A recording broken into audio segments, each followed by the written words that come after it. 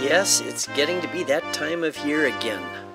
The stores have already had their holiday displays set up for weeks, and you've probably been getting bombarded from all directions with Christmas-themed ads. But as you know, we are advocates for shopping local and supporting the artists, farmers, and small merchants near home. So for this next story, we decided to visit a Christmas tree farm in our area, Cupkie Christmas Village. At the heart of this business is a farm operation. The crop just happens to be trees, as owner Todd Cupkie explains.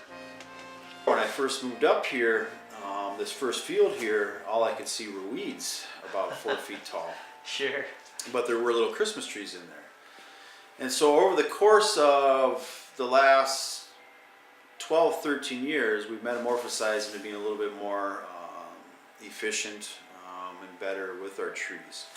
But for those first 3 years, we weren't open. We didn't even have this building here built. We had just the one shop over there. Year 2000, we built this building. And then in 2000 was our first year of operation for the Christmas tree farm. There's always room for improvement no matter what you do. I remember weed whacking every single one of those rows. Oh my. At the end of the week, my hands would just still be shaking from holding a weed whacker. I could care less if I see another weed whacker the rest of my life after that experience. Yeah, I bet. And we had a 4-foot brush hog, 10-foot rows. You can't get nice and close to trees, so we weed whacked. And so then I thought, well, why don't we spray chemical? And so then we had backpacks, 4 gallons. You know how many times you fill out that backpack and go up and down these rows. And so then I made some alterations to the tank on our tractor. So now 2 people walk by and I can get the whole farm done in a day and a half.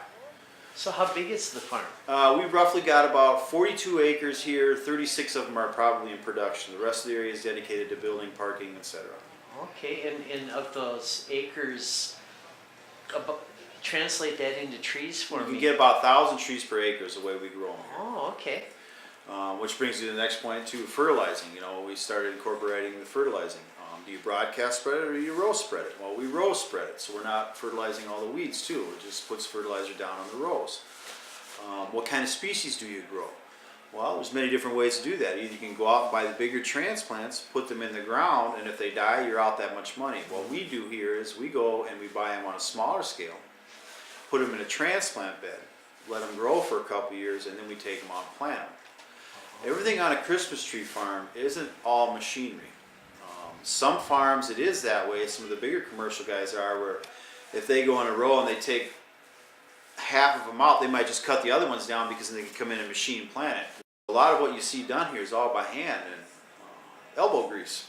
It's an awfully tough October and November, but when you open that first weekend in Thanksgiving and the kids are running around, it warms your heart. Yeah.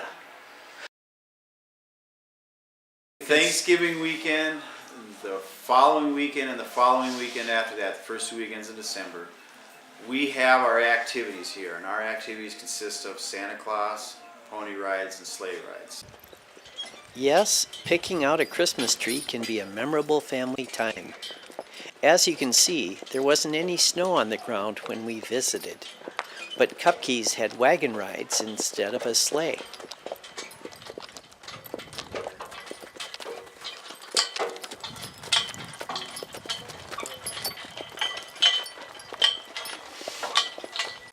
When you come out here, the next tree always looks greener. So you keep looking and looking. It's a found one? Eventually you come back to one you already saw. What do you for you? So, all right. I think your baby went with the wrong family. There's our tree. It's too bad that video can't convey the wonderful smells of fresh-cut Christmas trees and smoke from the bonfire. But as you can see, it's lots of fun for the entire family. And the staff will help shake out the loose needles and pack trees for the drive home.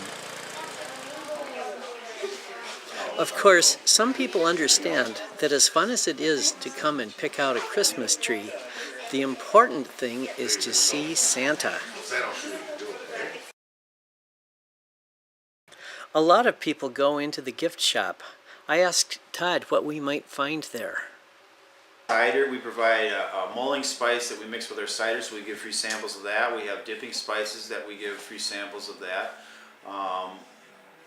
Many different types of items in the gift shop, from stocking stuffers all the way to ornaments, to not even Christmas stuff. Sometimes we even have garden stuff, you know, like bird feeders, that type of stuff that we put up. The gals go down to a gift mart once a year, twice a year. We make all our wreaths by hand. Yeah, tell us about your wreath Garland by business, hand. because that's a big part of your business, isn't it? Yeah, we start at the end of October. I used to cut the boughs and bring them back here. The local ice guy, he brings me over 2 cooler trucks. I put all the boughs in there to keep them cool, because if we have a warm fall, they don't get burned up, so the boughs stay fresher. Sure. So, and we start probably the end of October. We bring all the boughs in, we start clipping for wholesale orders, retail orders. We're not competing against Boy Scouts, Girl Scouts. Our wreaths are thicker and bigger. We make a bigger type of a wreath than what most people are accustomed to getting. More for a true decor item, or a Right, true absolutely. design item. This is the Fraser wreath. It's a little more soft bristles and stuff. Our average wreath weighs between 7 and 9 pounds, where the wholesale ones probably weigh closer to 2-3 pounds. Wow. So you can see the difference in weight and size. A lot of our wreaths will last until March. These come in all different shapes. We have candy canes, hearts. And we make our own garland here too. So we probably go through 4 or 5 tons of boughs, where from 200 to 800 wreaths made in a year. I noticed on your website that you offer packages for people that might actually come and stay overnight nearby at a nice resort. In conjunction with the local hotels, if they come and stay at a hotel, there's a certificate that they can get, and they can come over here and get 10% off of what they purchase. So it's like they come up and stay at one of the hotels, and I think a couple of them have water parks or pools. They come up and stay at the hotel, because a lot of our customer base comes from Fargo. We do have some Twin Cities people.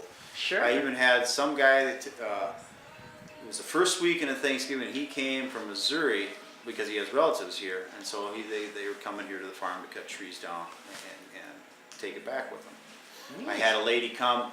They have land in Minnesota, live in Georgia, so they come up every year, and they wanted to cut trees off their own property.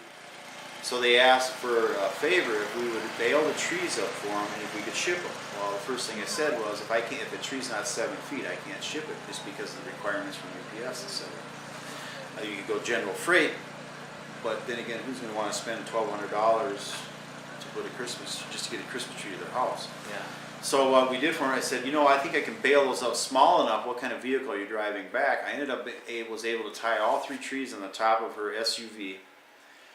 We got 50 feet of garland in, and a wreath, and all of her holiday stuff. We had her packed full when she left, and she made it. And she was ecstatic. Wow. So she's gonna come back next year for us to do the same thing Wow, that's quite a story. too. So I mean, we work with, customer service is what we take pride on here. So that lady was happy. I mean, we get strange requests for different things. We even had a couple propose to each other in the back of the farm. Wow. One of the universities up in the Fargo-Moorhead area, we're having a Christmas program, and they wanted to put up like a forest. So I worked with them and got them different types of species, so we could, I think we ended up bringing them 27 trees Neat. for them to set up, and borrow them the stands to put the trees up in, and so forth. So I mean, we do different things for different people depending on what it is. Sure. Customer service is our priority here. I also noticed on your website that you offer curriculum for classroom teachers, and you do educational tours. I'd go from the beginning, from seedling, where the trees come from, pine cones, to the seedling, and I take them through how we plant them out in the field. And then when they come at Christmas season, they go out and cut the tree, they bring it up to the station area where we shake and bale the tree for people, and we help them tie it on, and it would last probably 45 minutes to an hour and a half, depending on how big a classroom setting. And then I also give them a little seedling to take home. The national, and in conjunction with a lot of the different state Christmas tree growers associations, developed a program called Trees for Troops. And we are a big advocate of it. We donate trees every year. So how does that work? It's trees that are donated to the families of the troops that are overseas, et cetera, and so forth. Matter of fact, last year's winter meeting for national was in Las Vegas, and they had one of the guys from the troop come, and there wasn't a dry eye in the whole room. So yeah, it is a pretty special. Sounds like program. a great program. And we also, you know, we take donations for the troops and that type of stuff too.